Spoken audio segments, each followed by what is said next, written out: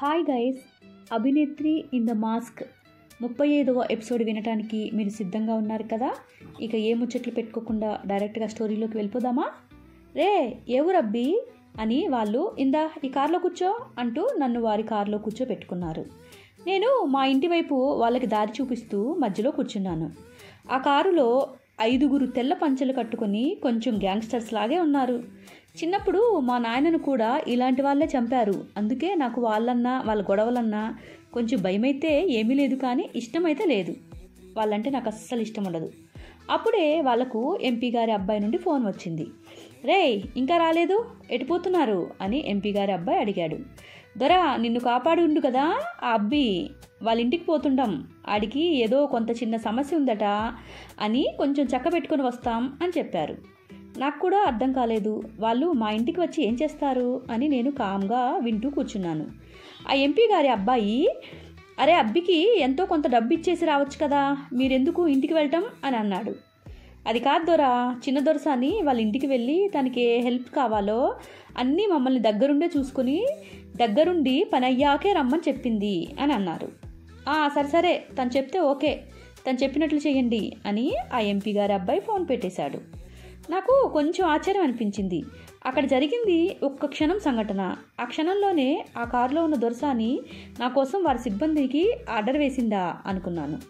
దొర మా ఇల్లు వచ్చింది ఆపండి అని చెప్పగానే వాళ్ళు ఆపారు.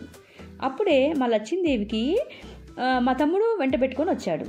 మా లచ్చిందేవి చీర కొంగును నడుముకు దోపుకొని, దొర ఇన్ని రోజులు మా కాడ వడ్డీ రూకలు తీసుకున్నారు కదా, ఇంకొన్ని రోజులు ఆగచ్చు కదా, మాకు పంట చేతికి వస్తుంది, మీ అప్పు కాస్త తీరుస్తాం అని అడుగుతోంది. చాలే అమ్మా, ఇన్ని రోజులు చెప్పిన మాటలు ఇక మీదట మేము ఊరుకునేది లేదు, ఇప్పటిదాకా విన్నది చాలు, నీ పంట చేతికి వస్తుందని నమ్మకం లేదు మాకు. ఈరోజు ఎట్టి పరిస్థితుల్లో నీ ఇంటిని జప్తు చేసుకురమ్మని ఊరి సర్పంచ్ చెప్పినాడు అని వాళ్ళు కొంచెం గట్టిగా గదమాయించారు. అప్పుడే నన్ను కారులో తీసుకొచ్చిన వాళ్ళల్లో ఒక అతను గబగబా వాళ్ళ ముందుకెళ్ళి నుంచున్నాడు. ఏంట్రోయ్ మాటలు బాగా లెగుస్తున్నాయి అని. వెంటనే మా ఇంటిని జప్తు చేసేవారిలో ఒక అతను తన టవల్ నెత్తి మీద నుంచి కిందకి దించి 2 చేతులు కట్టుకొని తన తలను దించి కిందకు చూస్తూ నుంచున్నాడు. ఎంపీ గారు మనుషులు, రే వీరిగా ఏందిరా ఇక్కడ లొల్లి అని జప్తు చేస్తున్న వారిలో ఒకరిని చూస్తూ అడిగాడు. లేదు దొరా, గీ అమ్మి ఇన్ని దినాల సంధి అప్పు తీసుకుని పైకం తీర్చటం లేదు దొరా, వడ్డీ పైసలు కూడా కట్టడం లేదు, అందుకనే దొరా ఇంటిని జప్తు చేయమని చెప్పినాడు అని దించిన తలను ఎత్తకుండా చేతులు కట్టుకొని చెప్పాడు. రే వీళ్ళెంత పైకం ఇవ్వాలో చెప్పు అనగానే వాళ్ళు మేమెంత ఇవ్వాలో అంత అమౌంట్ చెప్పేశారు.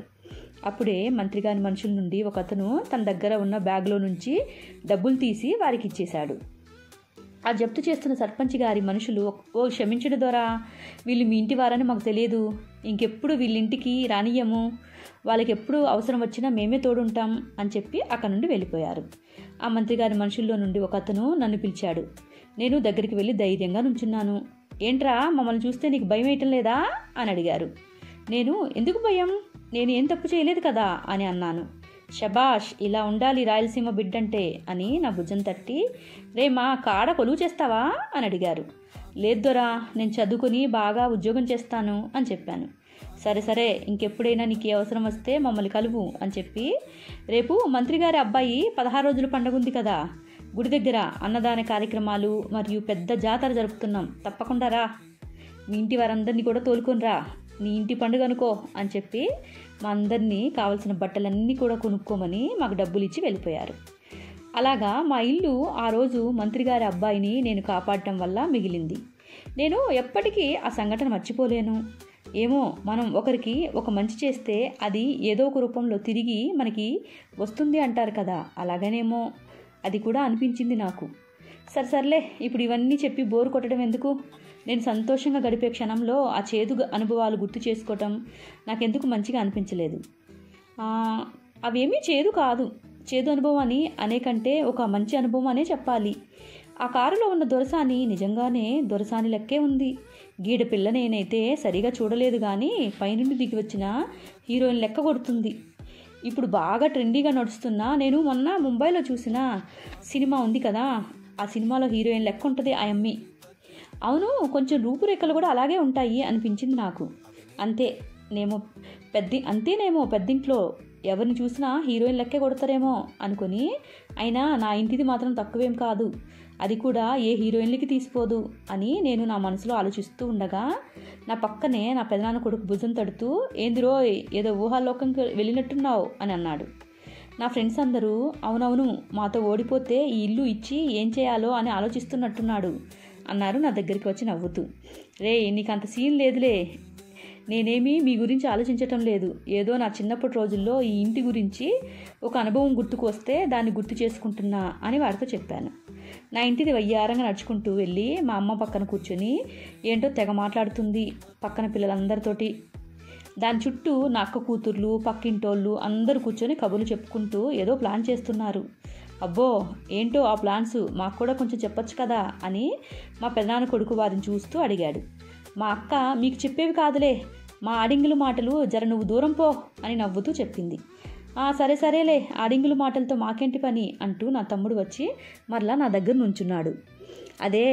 అరే వాళ్ళేదో పెద్దగా ప్లాన్ చేస్తున్నట్టున్నారా అని నా తమ్ముడు నాతో అన్నాడు.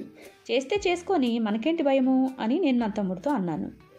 మా ఫ్రెండ్స్ కూడా అవునరా అమ్మాయిలంతా ఇందాక నుంచి ఏదో గుసగుసలు ఆడుతున్నారు, ఏదో మన మీద యుద్ధానికి వచ్చేటట్టున్నారు చూస్తున్నారు అని చూడు అని అన్నారు. నాకు కొంచెం డౌట్ వచ్చింది. అవునా ఏంటి నిజంగానే అందరు కలిసి అమ్మాయిల గురించి చెప్తున్నారు అని నేను నా ఇంటి దానివైపు చూశాను.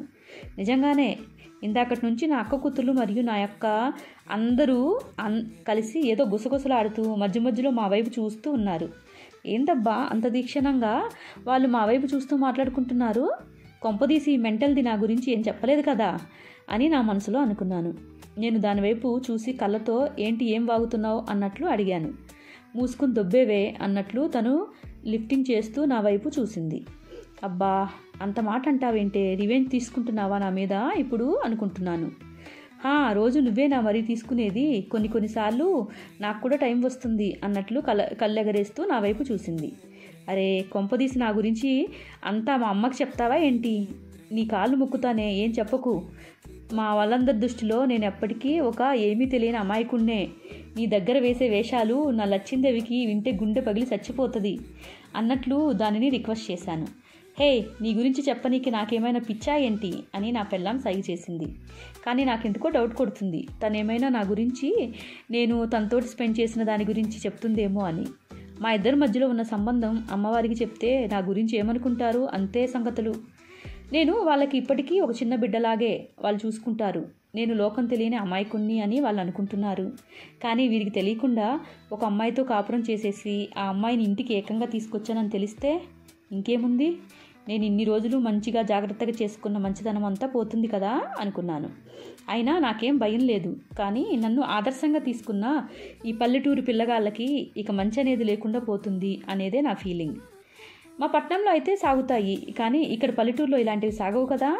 నా ఇంటిది నా వైపు చూసి మెంటల్గా నాకేమైనా పిచ్చా ఏంటి నీ గురించి నా గురించి వీళ్ళకి చెప్పడానికి, నువ్వు కూల్గా నీ ఇంట్లో ప్రతి మూమెంట్ని ఎంజాయ్ చేయి అని ఫోన్ తీసుకొని నాకు మెసేజ్ పెట్టింది.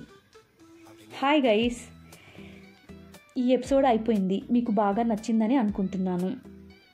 మీకు బాగా నచ్చితే కామెంట్ చేయండి, లైక్ చేసి సబ్స్క్రైబ్ చేయండి, ఇంకా మీ ఫ్రెండ్స్కి కూడా షేర్ చేయండి. మరిన్ని ఎపిసోడ్స్ తోటి, మరిన్ని కథలతోటి మరియు పాటలతోటి మీకోసం సిద్ధంగా ఉంటాను. ఇట్లు మీ అనుశ్రీ మెండు. Thank you.